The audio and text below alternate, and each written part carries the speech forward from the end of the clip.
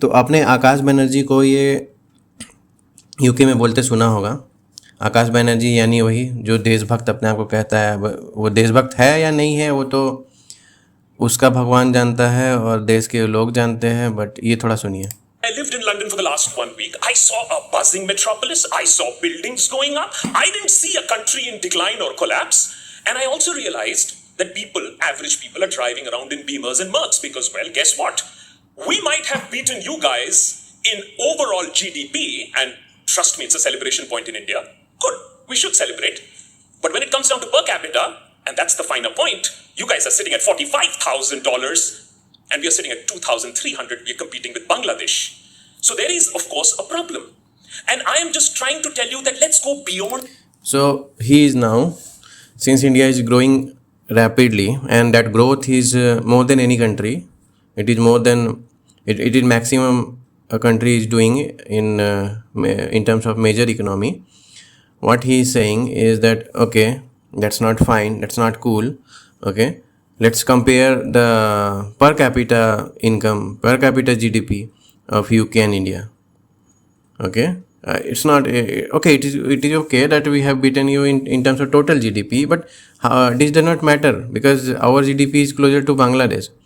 So ये आकाश बनर्जी कहना चाह रहा है, एंड चलो उसको समझाते हैं कि how and what he should know before commenting this. Okay, so India का जीडीपी पहला बात तो 2300 उसने बताया, which is factually wrong. At 2024 it stands nominal जो है 2731, 2700 मान लो, जो $500 पर एनम ज़्यादा है उसके बताए हुए से. एंड जो PPP which is purchasing power parity होता है, जो देश में क्या होता है, जीडीपी नॉमिनल तो डॉलर्स के टर्म में है. हम इंटरनेशनली अगर आपका जितना इनकम है या आप पर कैपिटा एक आदमी कितना जीडीपी में कंट्रीब्यूशन कर रहा है, उसको इंटरनेशनली डॉलर्स के टर्म में अगर कंपैरिजन करेंगे तो वो नॉमिनल होता है. बट देश में इन लोगों के पास कितना परचेजिंग पावर पैरिटी है, वो $2731 is equivalent to $10,123. Okay, so India में ऑलमोस्ट 3-4 टाइम्स जो है आपका जीडीपी का वैल्यू ज़्यादा है, बिकॉज यहाँ पर चीज़ें सस्ती है. तो इंडिया का आदमी अफोर्ड ज़्यादा कर सकता है. वही आप अगर यूएस है यूके का देखें, ठीक है, यूके का आपका जो जीडीपी आपको दिखेगा, आप गूगल सर्च कर सकते हैं, तो यूके का जो पर कैपिटल जीडीपी है नॉमिनल $51,075 है, एंड पीपीपी जस्ट अराउंड उतना ही है, 58,000, 8,000 करीब 7,000 जो है $, ज़्यादा है. That's it, 58,880. तो अगर हम एक इंडियन मतलब एवरेज इंडियन का अगर आप हिसाब करें तो यूके का जो जीडीपी है दैट इज़ हार्डली 5.5, 5.6, 5.8 रख लो आप, टाइम्स ज़्यादा हुआ. ओके, एंड ये डेफिनेटली गैप तो है. यूके एक डेवलप्ड कंट्री है एंड इंडिया है एक डेवलपिंग इकोनॉमी, तो डेफिनेटली ये गैप तो है, एंड ये गैप काफ़ी बड़ा गैप है. 5 टाइम्स हम लोग ऑन एन एवरेज यूके वालों से, यूके के रेसिडेंट से गरीब हैं. बट इसके पीछे ये फैक्ट भी है कि यूके ने हमारा सारा नेचुरल रिसोर्स को लूटा, यहाँ के लोगों को इंस्लेव किया, यहाँ के लोगों से बंधुआ मजदूरी कराया. 200 साल तक यूके हमारे देश का रिसोर्सेज, हमारे देश का ह्यूमन रिसोर्सेज, हमारे देश का नेचुरल रिसोर्सेज, हर तरह का रिसोर्सेज एक्सप्लॉइट करता रहा, एंड देन वो डेवलप हुआ. यूके का डेवलपमेंट में, यूके को डेवलप्ड इकोनॉमी बनने में, वो जहाँ जहाँ कॉलोनी बनाया था अपना, जो जो जगह को कब्जा किया था कॉलोनियल पीरियड में, ये सारे यूरोपियन कंट्री कॉलोनियल पीरियड में डेवलप हुए हैं. ऐसा नहीं कि इधर रिसेंट में वो लोग मेहनत किए, अपने इकोनॉमी पे काम किए और वो डेवलप हुए. नहीं, यूके, यूएस, ये सारे डेवलप ऑलरेडी हो चुके थे before India even got independent. ठीक है, 1947 में तो इन्होंने हमें जस्ट छोड़ा, वो भी गोरे अंग्रेज चले गए, काले अंग्रेज को बैठा दिया. तो ये सारा फैक्ट ये नहीं बताएगा, ये आकाश बनर्जी देशभक्त या देशद्रोही जो भी है ये नहीं बताएगा. ये बस ये कंपेयर करेगा, चलो ठीक है, ये पैरामीटर में तो भाई हम लोग ग्रो तो कर रहे हैं, हमारा जीडीपी ग्रोथ रेट ज़्यादा है हमारा, हम लोग यूके को सरपास कर दिए हैं in terms of total GDP. तो अब पर कैपिटा जीडीपी देखो, आकाश बनर्जी ये भी नहीं बताएगा कि अगर इंडिया का पर कैपिटा जीडीपी यूके के बराबर हो गया तो इंडिया का जो टोटल जीडीपी है वो करंट टाइम्स में जो यूएस का जीडीपी है प्लस यूरोप का जीडीपी है, इवन चाइना को जोड़ दो, ये तीनों का कंबाइन करके जितना जीडीपी होगा ना उतना इंडिया का अकेला होगा। ठीक है, ये तो नहीं बताएगा बिकॉज ऑफ इंडिया में इतने सारे लोग हैं, 1.4 बिलियन, 140 करोड़ लोग हैं, 145 करोड़ लोग हैं।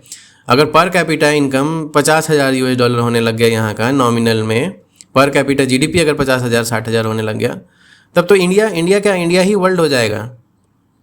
ठीक है, वर्ल्ड का जीडीपी एक तरफ, इंडिया का जीडीपी एक तरफ हो जाएगा वाला हिसाब। ऑलमोस्ट 50% शेयर इंडिया, 50 से ज़्यादा % शेयर वर्ल्ड का जीडीपी का इंडिया अकेले ओन करने लगेगा। तो ये डिस्कस नहीं करेगा। ठीक है, इनको बस एजेंडा चलाना है और किसी तरह इंडिया को बुरा दिखाना है, एंड इसके लिए ये सारे काम करते रहते हैं।